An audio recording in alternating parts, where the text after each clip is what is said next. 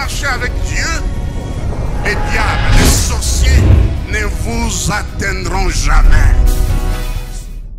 C'est mon joyeux service d'offrir à Jésus-Christ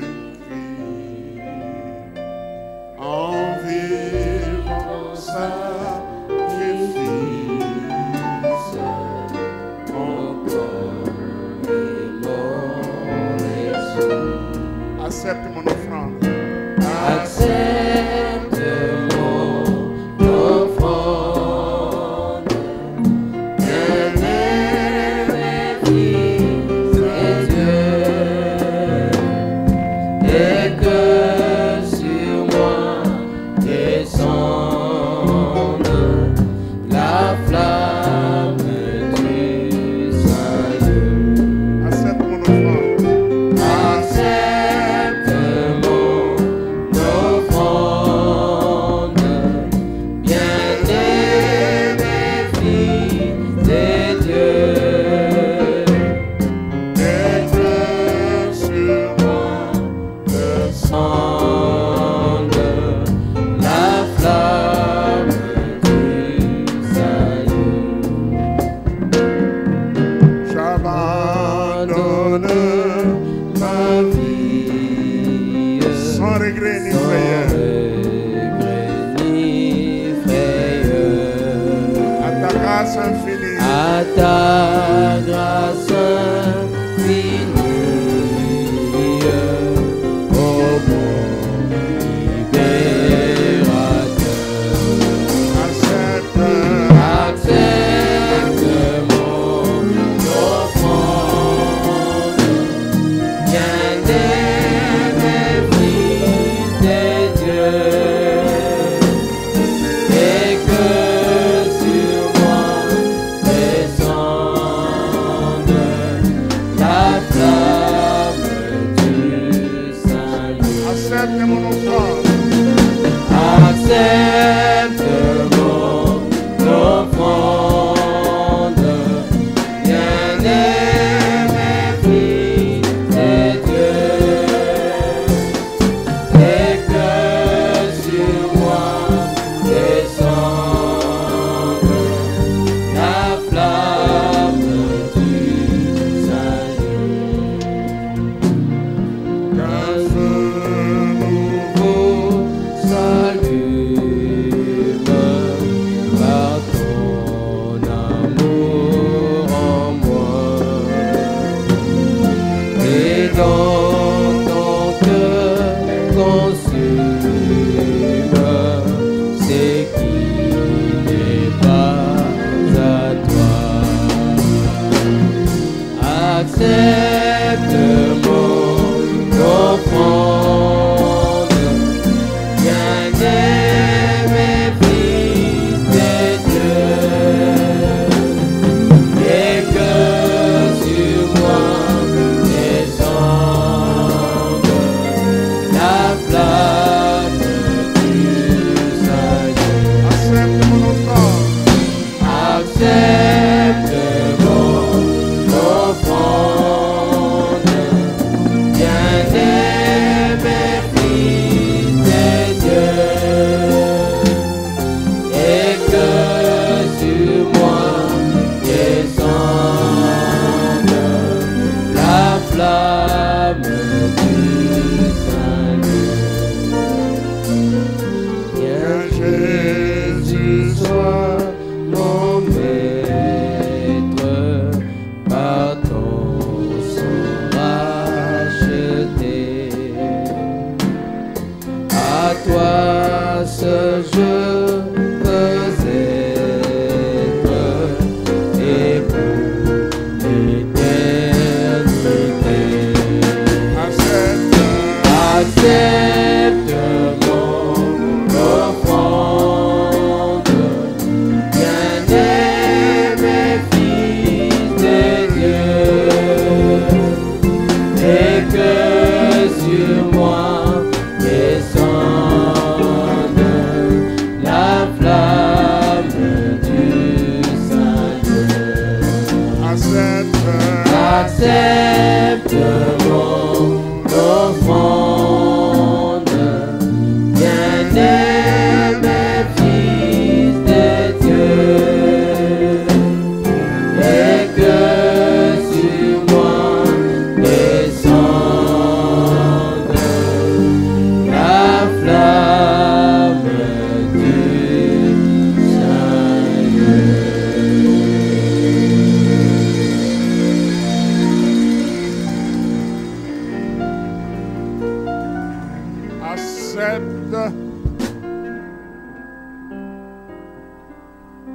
Accepte mon offrande.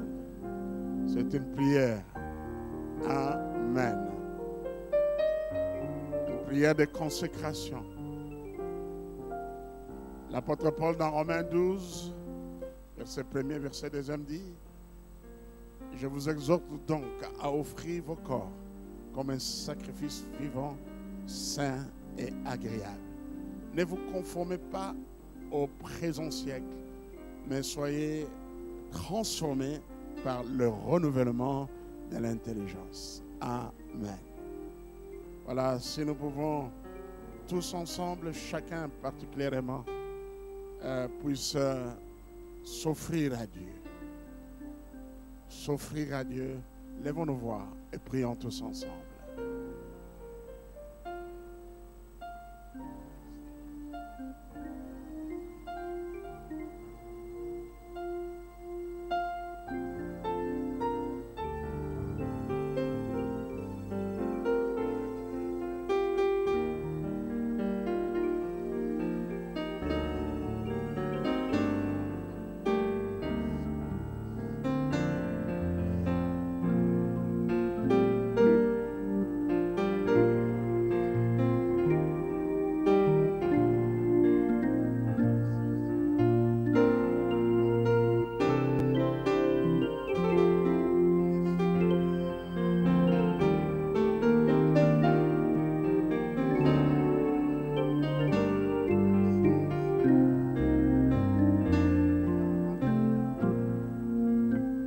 Ce matin, si nous pouvons aussi abandonner, même offrir nos familles à Dieu. Si vous êtes une mère et vous avez un époux, eh bien, recommandez votre mari, vos enfants entre les mains de Dieu. Alléluia. Comme Josué a dit, moi et ma maison, nous servirons l'Éternel. Prions tous ensemble. Abandonnons nos familles. Abandonne ta famille entre les mains de Dieu. Prie pour ton partenaire. Prie pour tes enfants. Alléluia. Merci Jésus. Que Dieu le garde. Que Dieu le bénisse.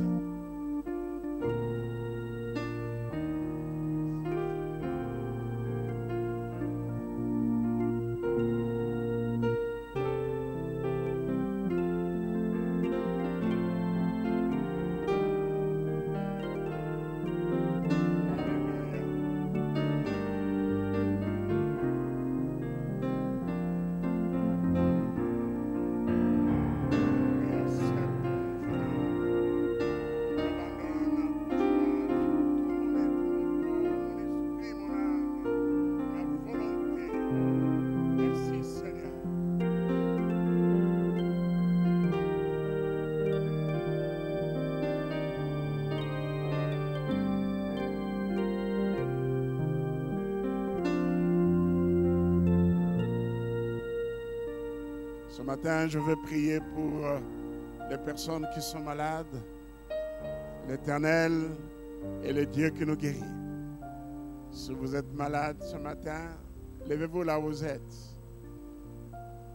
Et nous voulons penser à des bien-aimés qui sont malades, comme notre frère Christian Alelakaya, comme Maman Jolie, l'épouse de notre frère Stephen Poité. Et nous allons penser aussi à Papa Jean-Paul Iondo. Il est hospitalisé, il m'a appelé avant-hier pour me dire qu'il est hospitalisé. Et il est dérangé par la gastrite. Il a fait une forte crise de gastrite. Et à nous, que Dieu a fait grâce à nous sommes en bonne santé, prions pour nos bien-aimés. La Bible dit, si 2 ou 3 s'accordent pour demander quelque chose, cela leur sera donné. Lorsqu'on est unis, partageons le même cœur, nous portons le même fardeau et nous prions avec foi. Dieu agit. Lèvons nos voix, prions tous ensemble. Il est le Dieu qui nous guérit. Notre Dieu, le Jéhovah Rapha.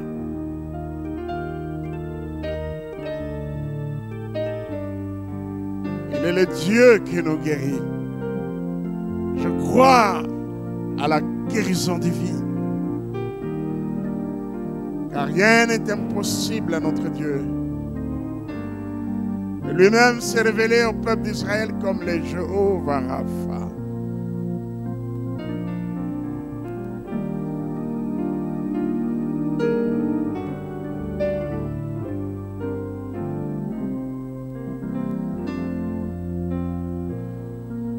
Je vous prie aussi de prier pour mon jeune frère. Il s'appelle Célestin. Il est dérangé par l'estomac. L'estomac plutôt par l'asthme. Continuons à prier. Il s'appelle Célestin. Et prions pour que Dieu le délivre de l'asthme. Seigneur, ce matin, nous prions pour nos bien-aimés qui devaient être avec nous, mais qui ne sont pas là parce qu'ils ne se sentent pas bien. Nous prions d'opérer un miracle dans la vie de notre frère Christian Malelakaya. D'opérer aussi un miracle dans la vie de notre sœur Jolie. Seigneur, c'est toi qui as créé chaque organe, chaque cellule. Tu es le médecin par excellence. Tu dis un mot, la chose s'accomplit. C'est toi qui ressuscites même les morts. Et restaure notre sœur dans sa santé. Et nous arrêtons la progression de sa maladie au nom de Jésus.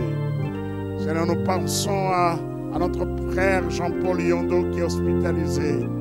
Seigneur, pose ta main sur lui, qu'il soit guéri.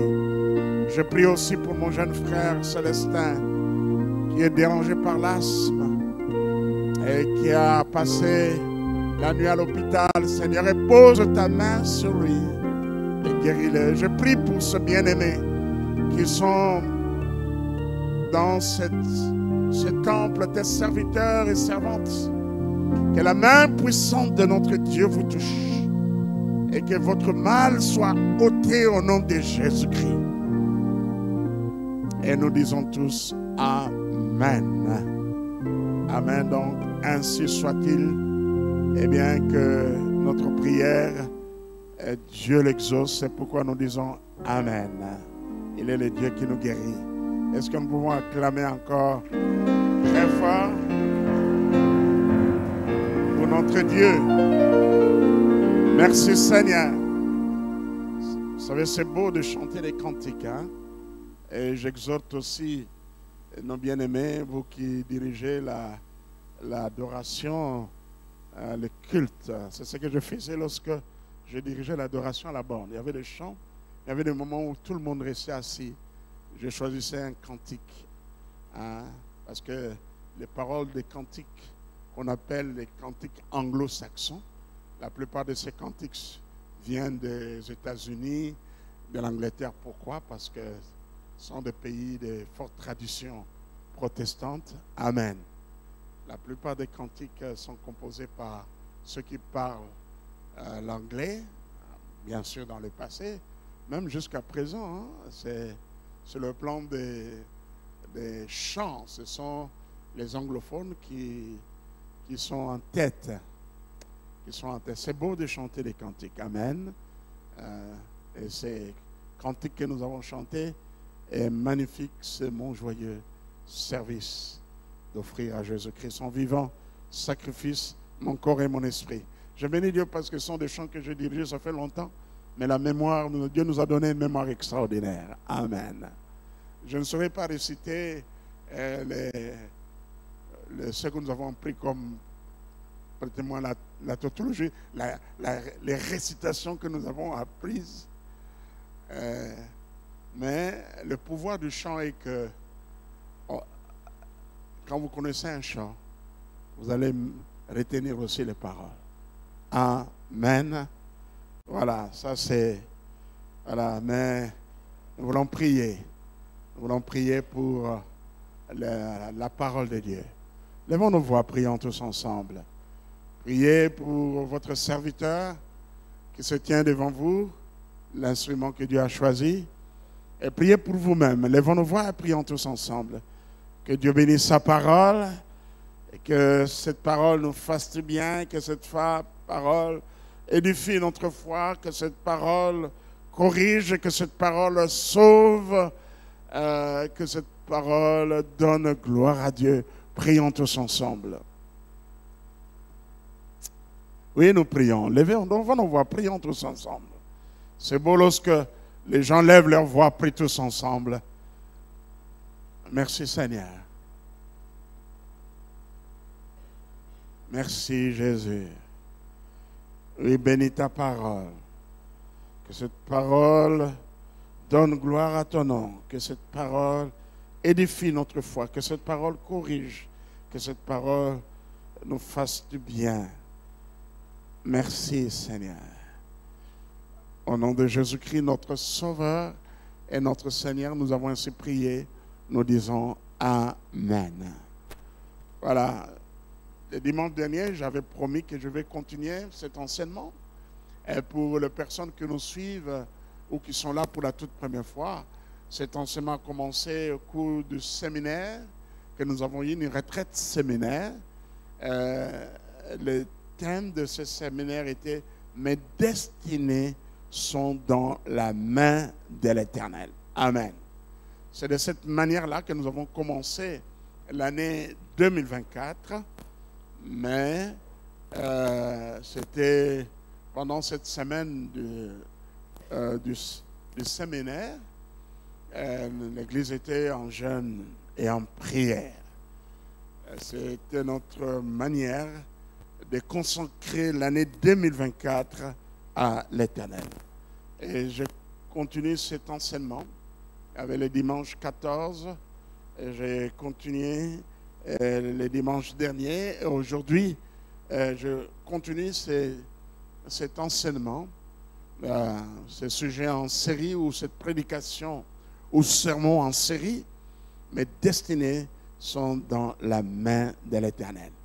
Le verset principal parmi les versets de base ou principaux de cet enseignement, il y a le psaume 31, verset 16. Mes destinées sont dans ta main. Délivre-moi de mes ennemis et de mes persécuteurs.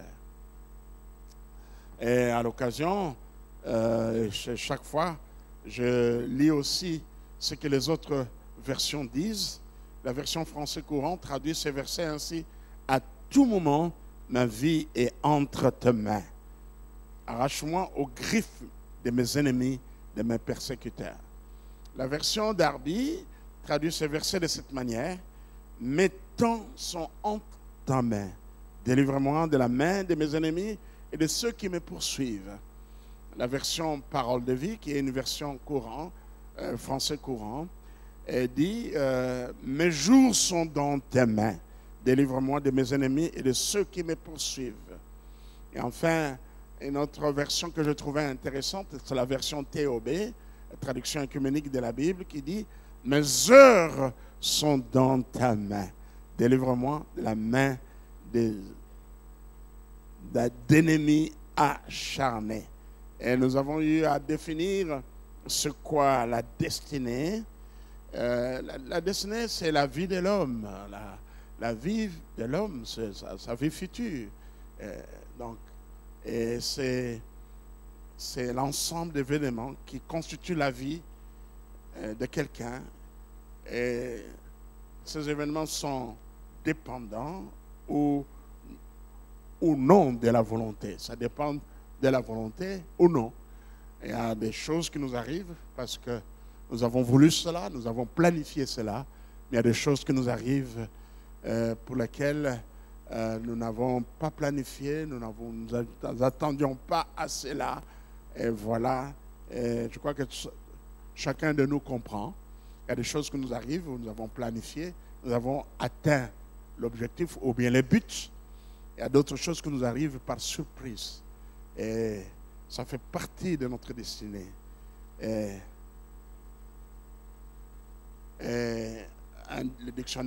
Notre dictionnaire Robert dit que puissance souveraine considérée comme réglant d'avance les cours de choses. Ça, c'est un autre sens de la destinée. Une puissance souveraine considérée comme réglant d'avance les cours de choses. Donc, déjà planifié, Dieu a arrêté cela, ça sera comme ça. En partie, c'est vrai, hein, parce que Dieu est omniscient. Et il y a des choses que Dieu a réglées. Amen.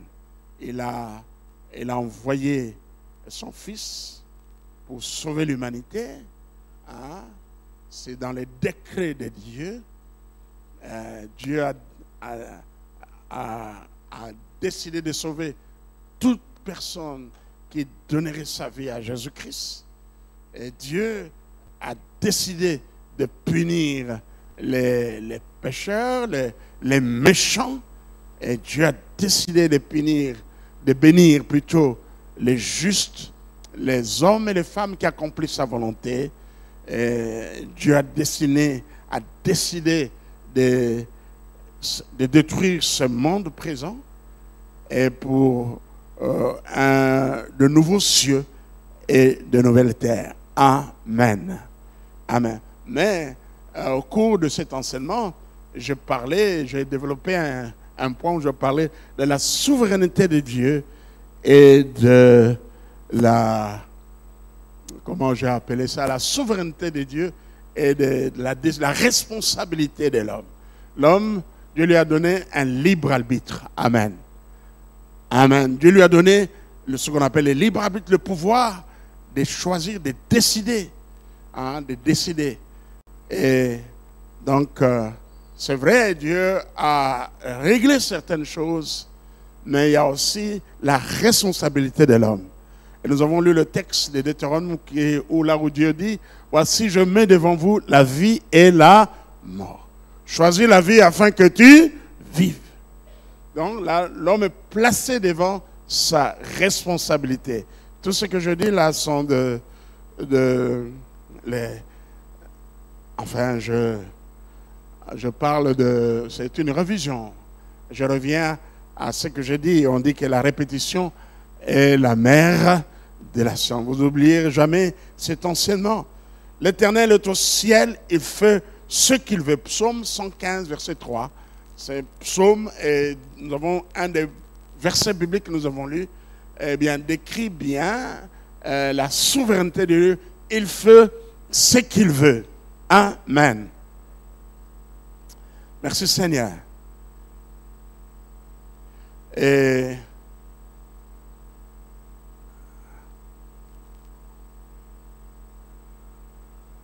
je parlais de Deutéronome, là où la Bible dit choisissez la vie. Hein? Voici, je mets devant vous la vie et la mort. Amen.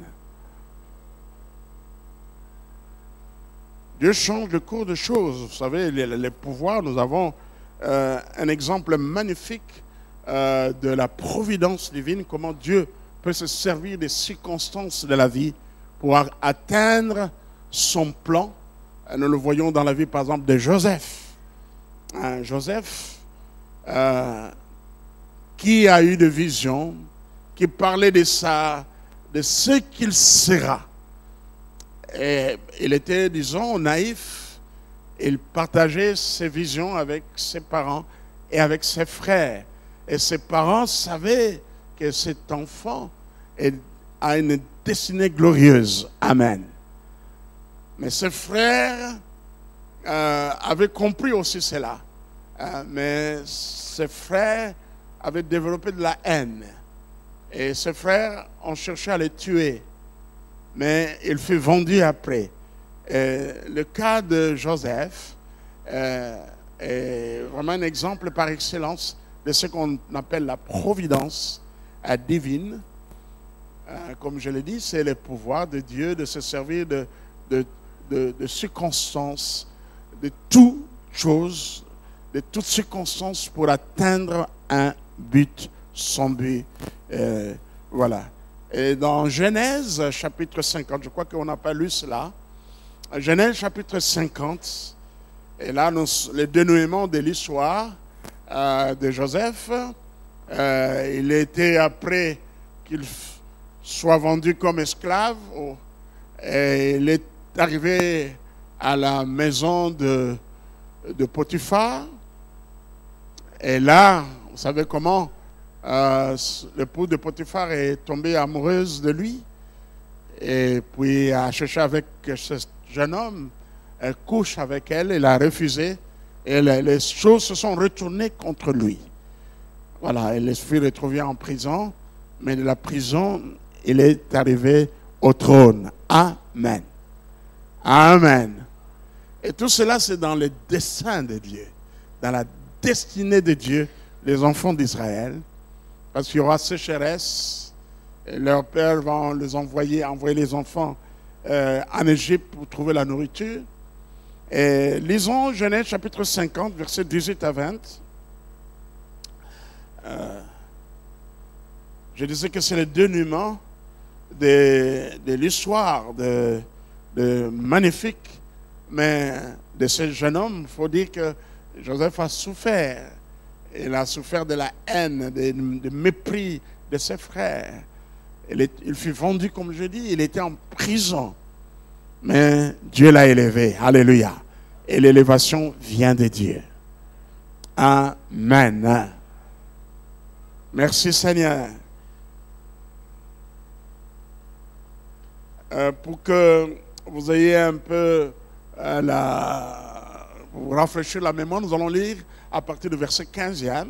Genèse chapitre 50 à partir du verset 15. Quand le frère de Joseph vit que leur père était mort, il dit, si Joseph nous prenait en haine et nous rendait tout le mal que nous lui avons fait, ils firent dire à Joseph, ton père a donné cet ordre avant de mourir. Donc un mensonge.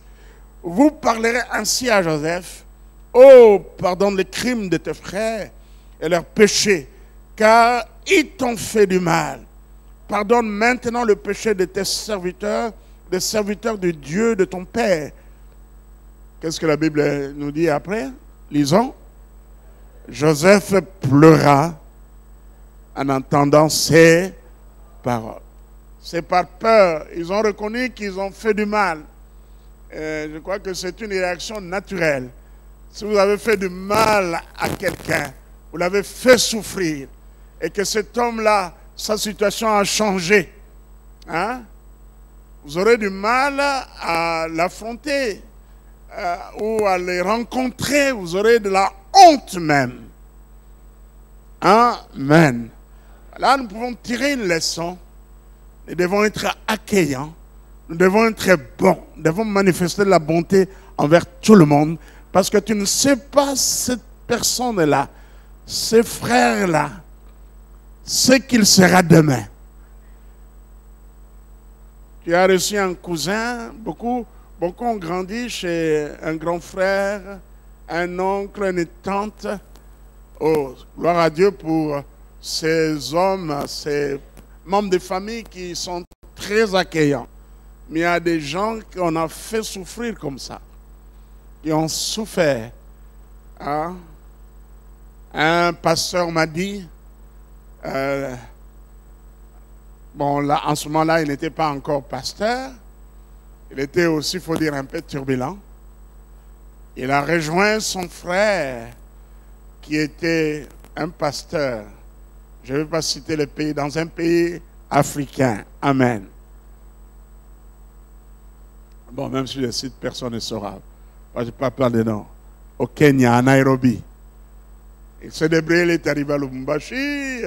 Non. Je ne sais pas comment il est arrivé jusqu'à Nairobi, le chemin qu'il a pris.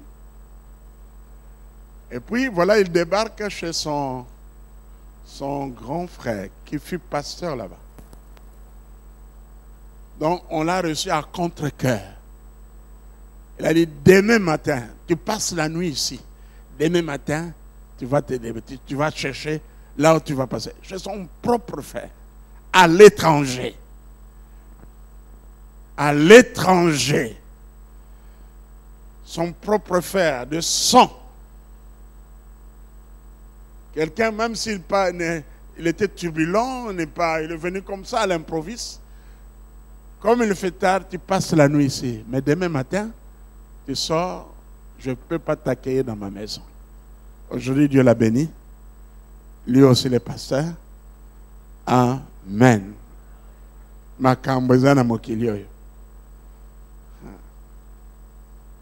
Peut-être vous êtes là, on vous a fait souffrir par une tante, un oncle.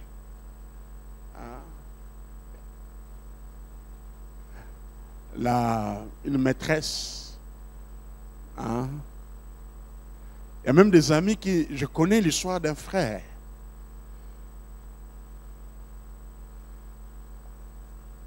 Qui débarque à Paris.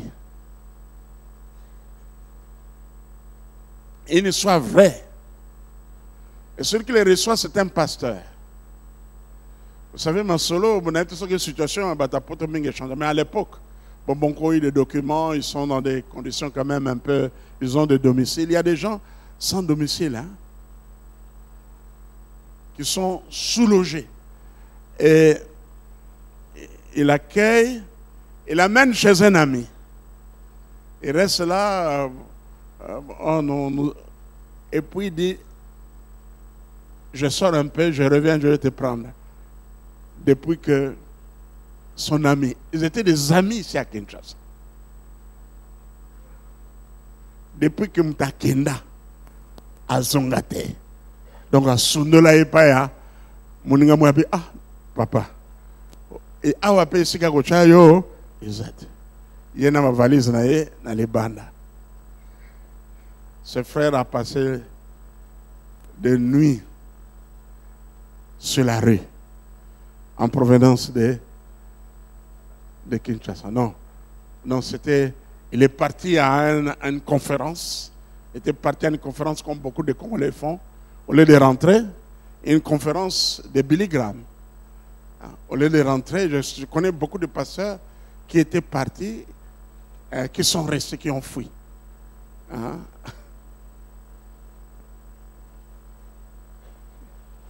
C'est que le phénomène qu'on appelle le phénomène Ngulu.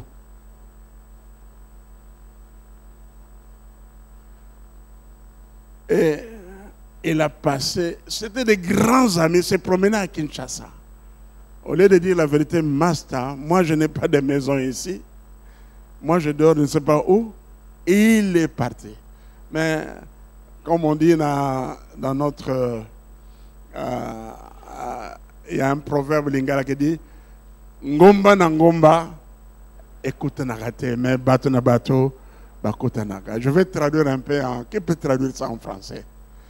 Deux montagnes ne se croisent pas, mais les hommes se croiseront un jour. Amen. Voilà pourquoi nous devons sans cesse faire du bien. Alléluia, sans cesse faire du bien. Voilà, je reprends ma lecture. Nous sommes dans Genèse, chapitre 50. Ces frères vinrent eux-mêmes se prosterner devant lui et ils dirent, je suis au verset 18, Genèse 50, verset 18, il dit, nous sommes tes serviteurs. Joseph leur dit, soyez sans crainte, car suis-je à la place de Dieu? Lisons tous ensemble le verset 20, c'est magnifique, allons-y. Vous avez médité de me faire du mal, Dieu l'a changé en bien pour accomplir ce qui arrive aujourd'hui, pour sauver la vie à un peuple nombreux. Soyez donc sans crainte, je vous entretiendrai, vous et vos enfants. Et il est consolant en parlant à leur cœur. Amen. Amen. Donc on voit que vraiment c'était la destinée. Dieu a tracé cela. Un autre verset important que nous avons vu, c'est Psaume 32, verset 8. Et nous allons lire ces psaumes. Psaume 32, verset 8.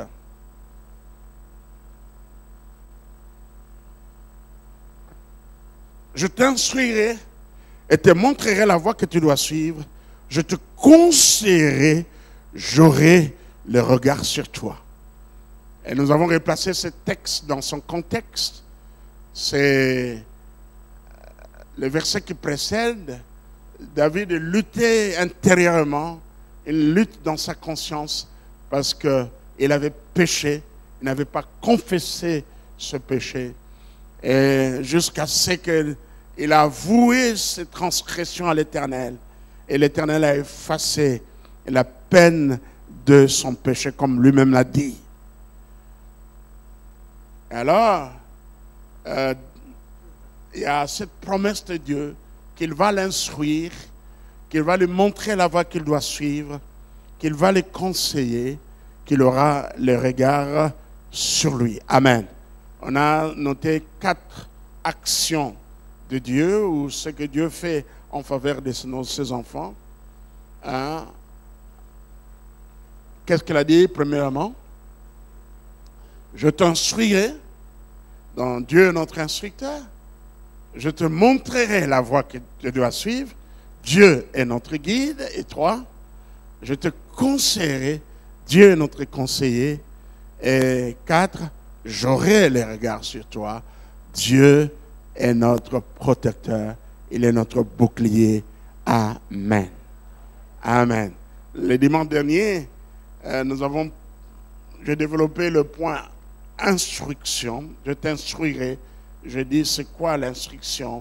Et aujourd'hui, j'avais promis de continuer avec les moyens par lesquels Dieu nous instruit. Moyens par lesquels Dieu nous instruit. Dieu instruit ses enfants. Ou le moyen que Dieu utilise pour nous instruire. Il y a d'abord sa parole. Ça, nous le connaissons. Amen. Dans le psaume 119, versets 5 et 5, la Bible dit, je crois que c'est un psaume que nous connaissons tous, si nous pouvons citer ça de mémoire. Ta parole est une lampe à mes pieds et une lumière sur mon sentier. Est-ce qu'on peut tous ensemble réciter encore ces versets? Allons-y. Ta parole est une lampe à mes pieds et une lumière sur mon sentier. Amen. La volonté de Dieu est révélée dans cette parole. La Bible est la parole révélée de Dieu, ou bien la volonté révélée pour nous. Cette parole nous dit comment nous devons nous conduire et aussi les choses que nous devons éviter. Amen. Eh bien, Dieu nous parle à travers de sa parole. Amen. Beaucoup cherchent à ce que Dieu leur parle. Mais voilà le moyen par excellence que Dieu utilise pour nous parler. C'est sa parole. Amen. C'est sa parole. Et David a compris la grandeur de la parole, la puissance de la parole de Dieu, la valeur de la haute valeur de la parole de Dieu. Voilà pourquoi il a écrit un hymne à la louange de la parole de Dieu dans le psaume 119. Nous avons fait il y a quelques années une étude biblique sur le psaume 119. Amen. Et David utilise plusieurs mots synonymes à la parole.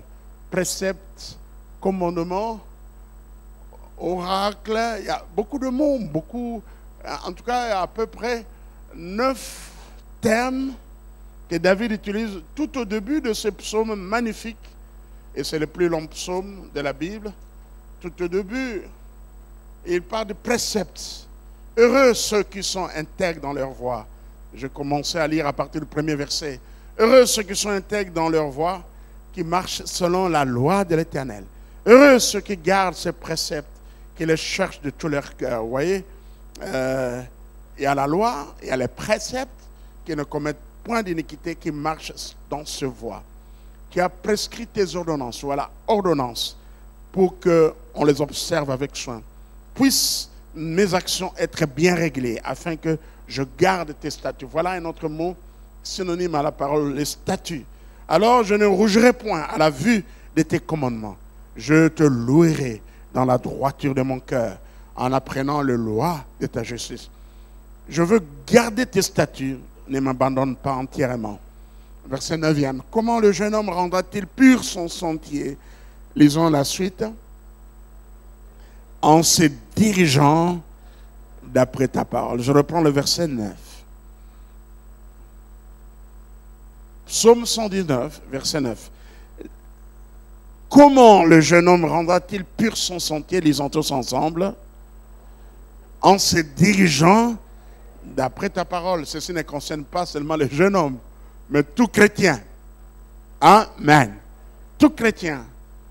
Vieux, jeune, femme, homme, enfant. Et dit au verset 10, je te cherche de tout mon cœur, ne me laisse pas égarer loin de tes commandements. Lisons le verset 11e. Je serre ta parole dans mon cœur afin de ne pas pécher contre toi. Amen. Et dit, béni sois-tu, ô Éternel, enseigne-moi tes statuts. De mes lèvres, je numère toutes les sentences de ta bouche. Je me réjouis en suivant tes préceptes, comme si je possédais tous les trésors. Je médite tes ordonnances. J'ai tes sentiers sous les yeux. Je fais mes délices de tes statuts. Et qu'est-ce qu'il dit après? Je n'oublie pas ta parole. Amen. Nous devons connaître cette parole. C'est vrai, Dieu peut nous révéler une chose, mais une prophétie ne remplacera jamais la parole de Dieu. D'ailleurs, toute prophétie, nous devons le faire passer comment je peux dire, voilà, à la lumière de la parole de Dieu. Amen. Et une prophétie, mais qu'est-ce que la parole de Dieu nous dit? La parole de Dieu qui juge tout. La parole de Dieu juge les prophéties. Amen. Les prophètes se trompent, peuvent se tromper. Un prophète peut dire quelque chose qui vient de son cœur. Mais la parole de Dieu ne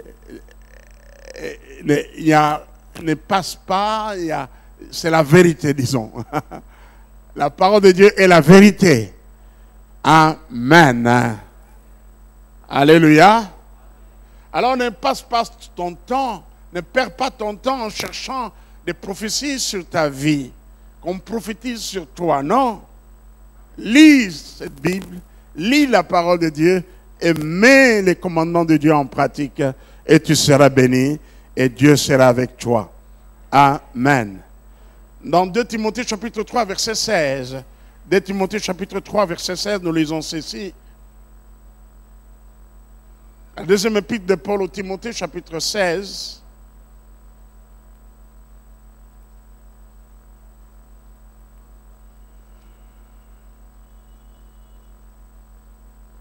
Voilà.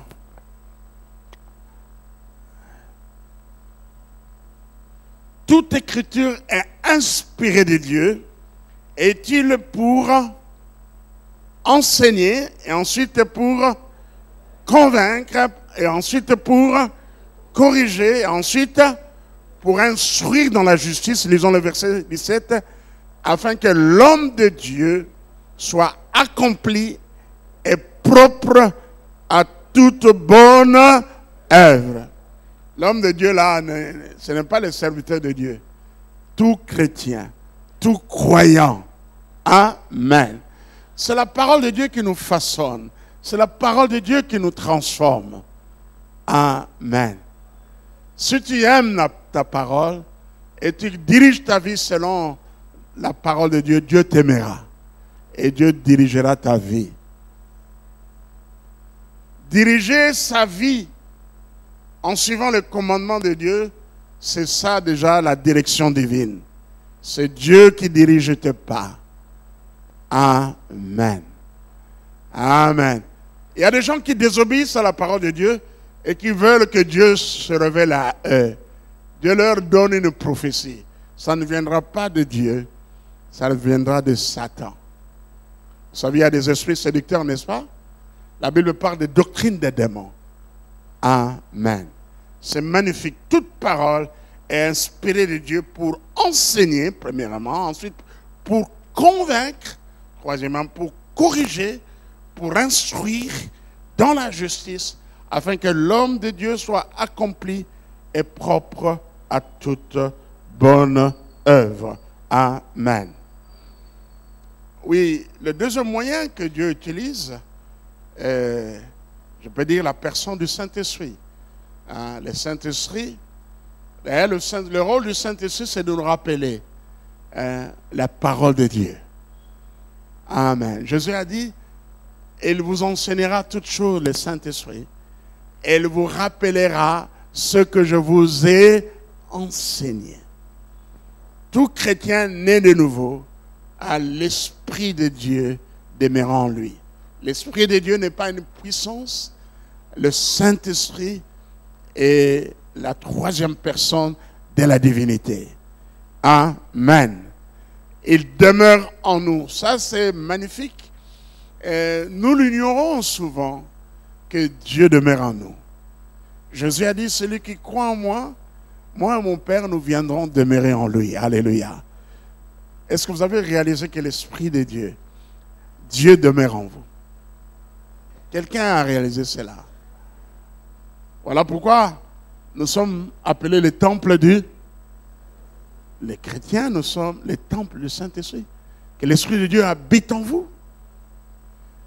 Et Paul dans Éphésiens dit, n'attristez pas le Saint-Esprit qui habite en vous. Et souvent, nous, les Saint-Esprit, nous les regardons loin de nous. Mais votre vie changera. Dès l'instant, vous comprenez, vous croyez que Dieu demeure en vous par le Saint-Esprit. Amen. Votre vie changera. Alléluia. Votre vie changera parce que Dieu est avec vous et en vous par le Saint-Esprit et votre vie changera. Qu'il ne soit plus, comme je l'ai dit souvent, que le Saint-Esprit ne soit pas comme un étranger mis dans un coin là et au Vandakuna, biotiqué dans le balcon.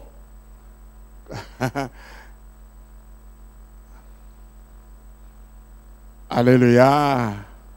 Alléluia. Otige libanda. Vous pensez qu'il t'a fait dans libanda. Parce que, comme vous le savez, plus dans toutes les maisons, ce n'est pas tout le monde qu'on reçoit au salon, n'est-ce pas? Natuni mutunati. Même à Tabatwalega Ranzela, Nazoluka, Musala Rosala, Bilamba, Sukare Paseza, Bilamba, Sokola. Au côté de salon, oh non. Ce sont des amis, des proches, des intimes qu'on reçoit au salon. Et que le Saint-Esprit soit le maître de votre vie. Amen.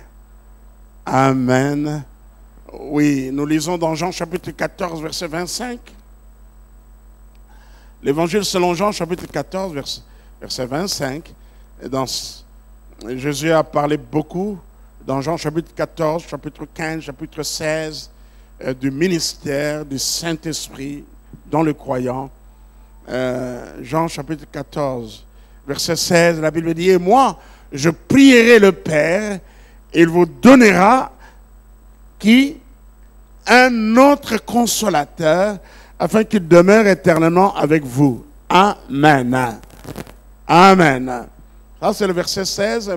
Et le verset 26, nous lisons, Jean chapitre 14, verset 26, lisons tous ensemble. « Mais le consolateur, l'Esprit Saint, que le Père enverra en mon nom, vous enseignera toutes choses et vous rappellera tout ce que je vous ai enseigné. » Consolateur ici vient du mot grec parakletos, qui se dit un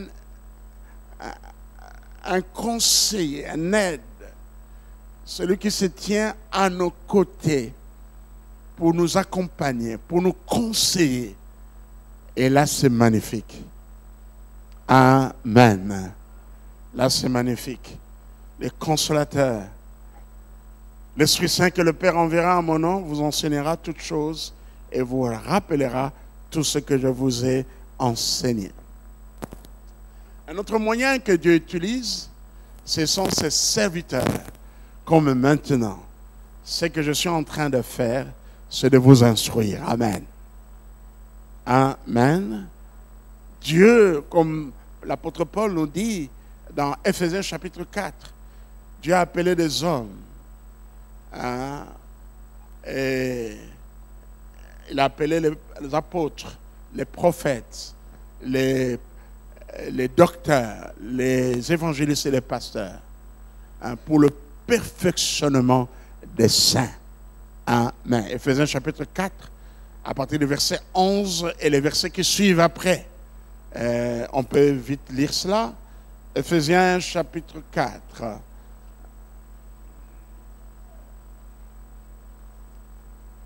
Et nous sommes là pour votre instruction, pour votre perfectionnement. Il a donné les uns comme apôtres, les autres comme prophètes, les autres comme évangélistes, les autres comme pasteurs et docteurs, pour le perfectionnement des saints en vue de l'œuvre du ministère de l'édification du corps de Christ, jusqu'à ce que nous soyons tous parvenus à l'unité de la foi et de la connaissance du Fils de l'homme, à l'état d'homme fait, à la mesure de la stature parfaite de Christ, verset 14, afin que nous ne soyons plus des enfants flottant et emportés à tout vent de doctrine par la tromperie des hommes, par leur ruse dans le moyen de séduction, mais que professant la vérité dans la charité, nous croissions à tous égards en celui qui est le chef, Christ. Amen. Ça, c'est le style de Paul. Je voulais m'arrêter là où il y a les points, mais à partir du verset 11, le point est jusqu'au verset 15e. Il avait de longues phrases. Amen. Il faut disséquer ou séparer ces phrases-là pour comprendre sa pensée. Amen. Alléluia. Voilà. Il y a des hommes que Dieu a choisis pour votre instruction. Et nous avons les tâches d'enseigner.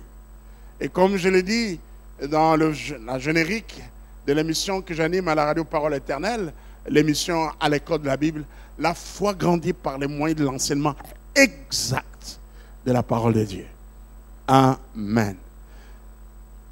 Les enseignements exacts, orthodoxes, font asseoir les croyants sur le fondement qui est Christ et sur la parole de Dieu, afin qu'ils ne soient pas des chrétiens flottants à tout vent de doctrine. Amen. Et c'est les résultats. Un chrétien qui c'est un signe qui n'est pas fondé, il n'est pas enraciné en Christ, il n'est pas bien enseigné. Alléluia. Mais vous êtes dans une église qui enseigne très bien. Vous le croyez? Amen. C'est pour que votre foi soit enracinée en Christ. Hein? Pas aller là-haut, on parle que de combat. Mais la vie chrétienne n'est pas seulement les combats. Amen. Hein? La vie chrétienne n'est pas que le combat. Je connais quelqu'un qui, lorsqu'il venait chez moi, est-ce que tu n'as pas un livre sur le combat spirituel? Mais il y a la sanctification. Amen. Alléluia. Il y a la consécration, il y a la persévérance, il y a beaucoup de choses. Le combat, ce n'est qu'un aspect de la vie du chrétien. Amen. Que Dieu soit loué. Oui. Paul dit dans Actes des Apôtres chapitre 22 verset 3 qu'il a été instruit au pied de Gamaliel. Gamaliel était un docteur de la loi. Actes des Apôtres, chapitre 2, verset 3, il dit lui-même qu'il a été instruit selon la loi exacte du judaïsme, des Juifs. Nous voulons lire ces passages. Il fut instruit. Ce qui manquait à Paul, c'est qu'il ne connaissait pas Christ. Et là, il fait le témoignage de sa vie.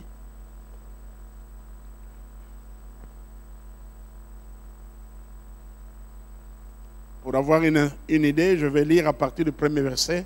Maintenant, frères et pères, écoutez ce que j'ai maintenant à vous dire pour ma défense. Lorsqu'ils entendirent qu'il leur parlait en langue hébraïque, donc en hébreu, ils redoublèrent de silence. Et Paul dit, je suis juif, né à Tars en Cilicie, mais j'ai été élevé dans cette ville-ci, instruit au pied de Gamaliel, dans la connaissance exacte de la loi de nos pères, étant plein de zèle pour Dieu, comme vous l'êtes tous aujourd'hui. Amen.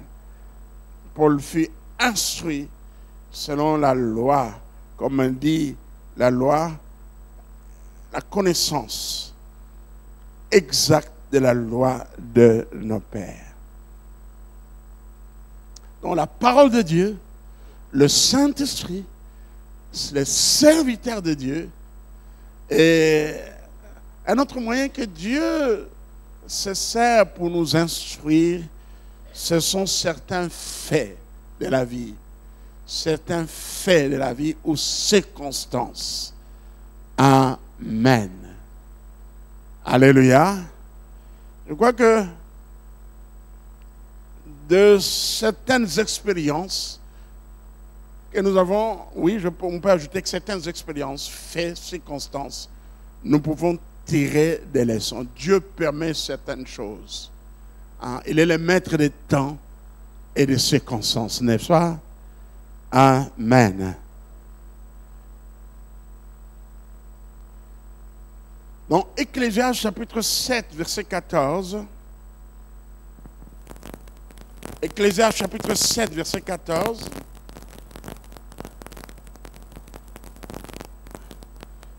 les Écritures disent, au jour du bonheur, sois heureux, et au jour du malheur, réfléchis. Dieu a fait l'un comme l'autre, afin que l'homme ne découvre en rien ce qui sera après lui. Voilà, je vais vérifier si c'est exactement ça. Voilà, c'est exactement ça. Au jour du bonheur, sois heureux. Au jour du malheur, réfléchis. Dieu a fait l'un comme l'autre, afin que l'homme ne découvre en rien ce qui sera après. Amen. Certaines expériences de la vie, c'est un fait que Dieu permet pour nous instruire. Voilà pourquoi Dieu parfois a jugé, a puni de familles comme Akan qui avait, au lieu de tout détruire, Dieu avait demandé aux enfants d'Israël de ne rien prendre à Jéricho, de tout détruire, mais lui, il a vu d'étoffes jolies, il a pris cela, et il est mort, et sa famille, ça nous donne des leçons. Amen. Alléluia. Il y a bien de faits que Dieu, de la vie, que Dieu permet, et pour que nous puissions en tirer des leçons. Alléluia. Merci Seigneur.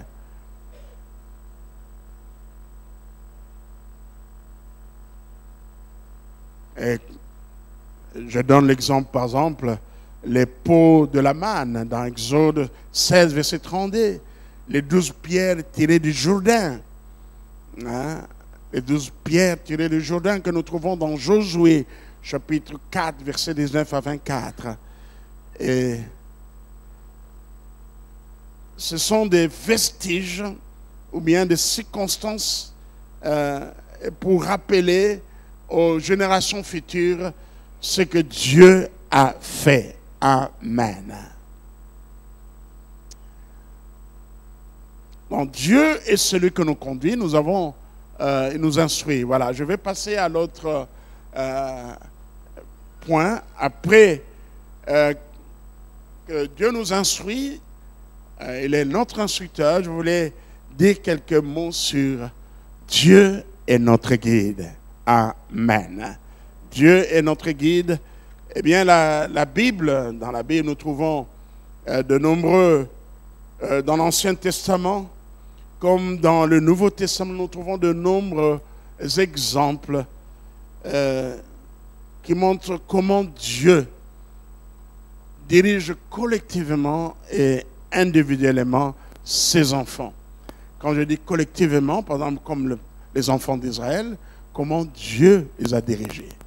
Je vous instruirai, je vous montrerai la voie que vous devez suivre. Amen. Dieu, dans plusieurs passages de la Bible, Dieu est révélé comme celui qui est notre guide. Qui est notre guide.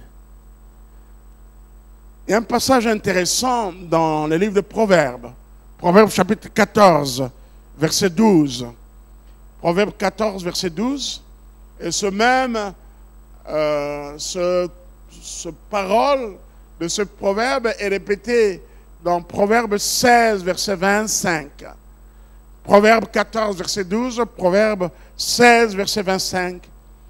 Telle voie paraît droite à un homme, mais son issue, c'est la voie de la mort. Amen. Voilà pourquoi nous avons besoin de Dieu alors que durant notre pèlerinage ici-bas, nous avons besoin de la direction de Dieu. Amen. Nous avons besoin de la direction de Dieu.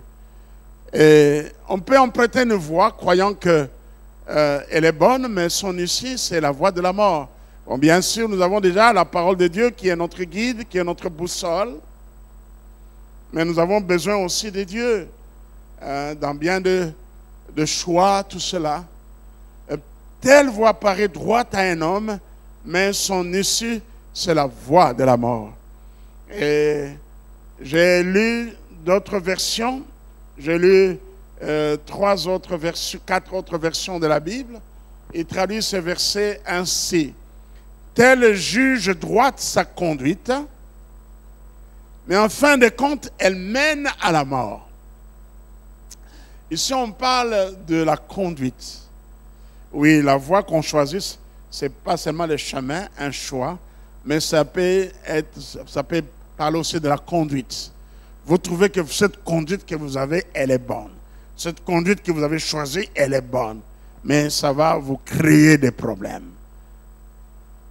Et j'ai aimé cette version, traduction œcuménique de la Bible, dit « Tel juge droite sa conduite. » Mais en fin de compte, elle mène à la mort. Elle mène à la mort. Nous avons des cas tout autour de nous. Des gens qui ont connu des problèmes parce qu'ils n'ont pas marché de manière droite. Les gens qui se retrouvent emprisonnés, qui sont en prison, arrêtés, parce qu'ils n'ont pas exercé leurs fonctions de manière intègre. Quand on met la main dans la caisse de l'État, quand on vole l'État, eh bien la justice vous rattrapera. Alléluia. Bon, quand on dit peut-être pas à la mort, mais vous aurez des ennuis graves. Vous pouvez perdre votre travail. Quand on mène une vie déréglée sur le plan sexuel, ça aura des conséquences. Il y a des gens qui sont morts. Ils sont morts parce que les partenaires avec qui il est sorti ou elle est sortie eh bien, elle avait le VIH-Sida. On a contracté la maladie. Et d'autres cas, les exemples sont légion. La Bible du Sommeur traduit ce verset ainsi. Bien des hommes pensent être sur le bon chemin. Et pourtant, ils se trouvent sur une voie qui, finalement, mène à la mort. Alléluia. Et j'ai aimé cette traduction aussi. Et je reprends cela. Bien des hommes pensent être sur le bon chemin. Et pourtant, ils se trouvent sur une voie qui, finalement, mène à la mort. La version Second 21 dit la voie qui paraît droite à un homme peut finalement conduire à la mort. Merci frère. La parole de vie dit ceci. Quelqu'un peut penser que sa conduite est bonne et pourtant, en fait, elle conduit à la mort. Amen. Alors, je crois que les autres traductions que nous venons de lire montrent que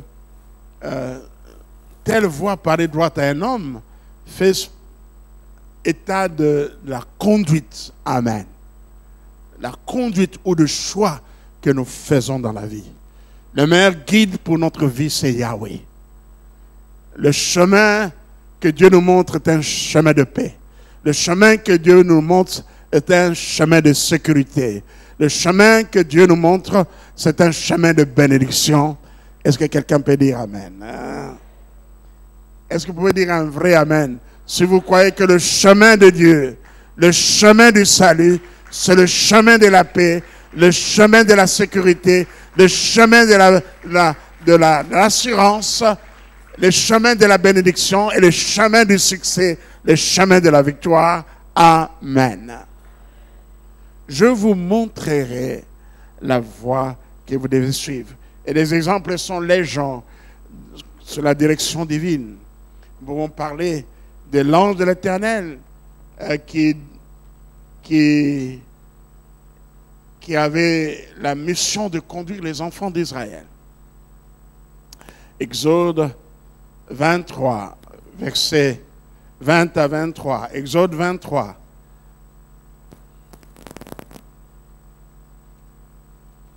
Exode 23, 20 à 23. Nous lisons. Voici, j'envoie un ange devant toi pour te protéger en chemin et pour te faire arriver au lieu que je préparais. Tiens-toi sur tes gardes en sa présence. Écoute sa voix. Ne lui résiste point parce qu'il ne pardonnera pas vos péchés, car mon nom est en lui. Mais si tu écoutes sa voix et si tu fais ce que je te dirai, je serai l'ennemi de tes ennemis. Et quoi encore? L'adversaire de tes adversaires. Alléluia! Je crois que cette promesse est notre aussi. Cette promesse est votre aussi. Si nous écoutons Dieu, si nous faisons sa volonté, aucun ennemi ne nous vaincra.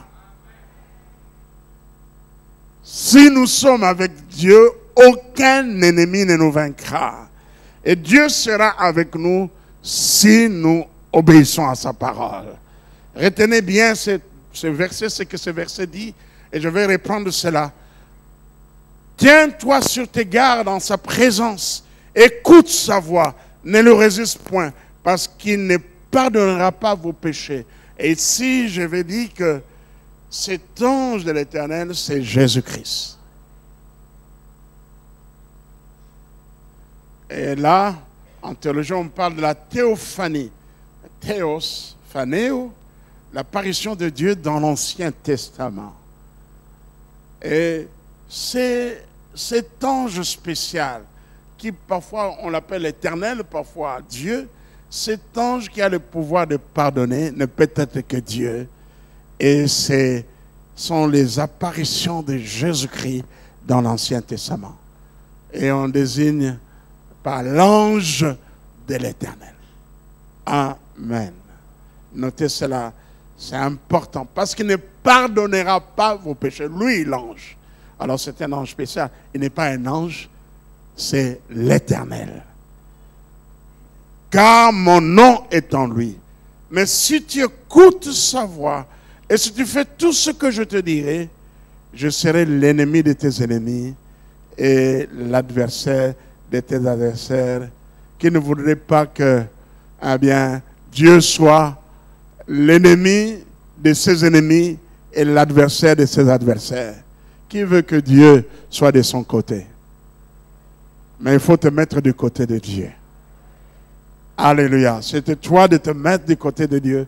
C'est toi qui dois choisir Dieu. Amen. On a beaucoup d'exemples. La marche des enfants d'Israël dans le désert, les jours par la colonne de nuée, la nuit par la colonne de feu, Exode, voilà. Je crois chapitre 40, verset 34 à verset 38.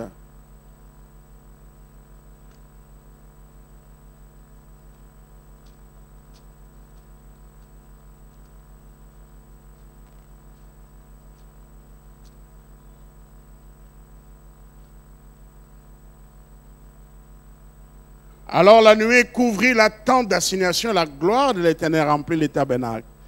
Moïse ne pouvait pas entrer dans la tente d'assignation parce que la nuée restait dessus et que la gloire de l'Éternel remplissait les tabernacles.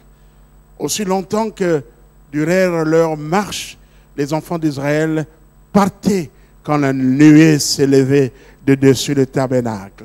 Et quand la nuée ne s'élevait pas, ils ne partaient pas jusqu'à ce qu'elle s'éleva. La nuée de l'Éternel était le jour sur le tabernacle, et de nuit, il y avait un feu aux yeux de toute la maison d'Israël pendant toute leur marche. Amen. Amen. Eh bien, que Dieu dirige votre vie. Il est notre guide. Qui choisit, qui veut que Dieu dirige sa vie? Oh. Est-ce que vous pouvez dire ça par un amen? Est-ce qu'on peut acclamer très fort pour dire merci à Dieu? Merci Seigneur. Dirige ma vie, conduis ma vie. Que Dieu soit loué. Merci Seigneur. Alléluia. Lèvons-nous tous ensemble, nous allons chanter. Eh bien, pour que Dieu dirige notre vie, nous voulons nous abandonner à lui. Nous voulons nous soumettre à lui. Et c'est magnifique si la vie de l'homme est dirigée par Dieu. Ça vaut plus que toute la richesse de cette terre réunie. Lorsque Dieu est avec vous. Amen. Lorsque la grâce de Dieu repose sur vous, cela vous suffit. Comme Dieu a dit à Paul, ma grâce te suffit. Amen. Acceptez mon offrande. Merci. J'abandonne ma vie. Accepte mon offrande. Accepte mon offrande. Bien-aimé fils de Dieu.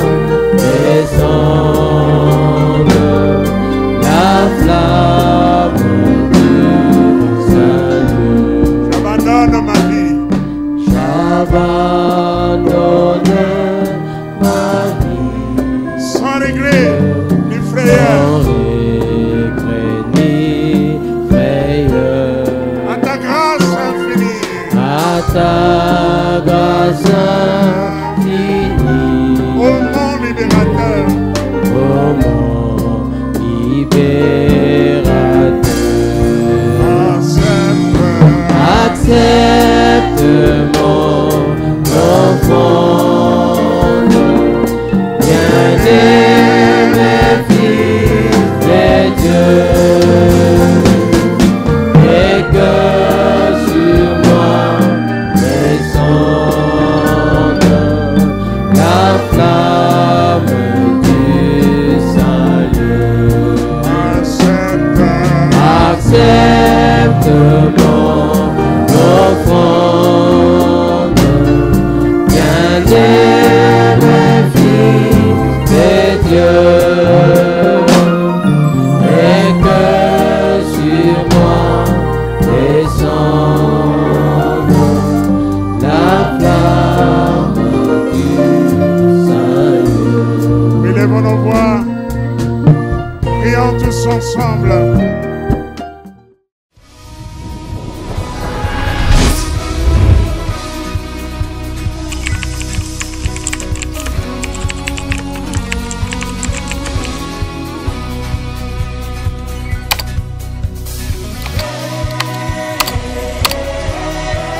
Je dis que tant que vous serez en Christ, tant que vous allez marcher avec Dieu, les diables, les sorciers ne vous atteindront jamais.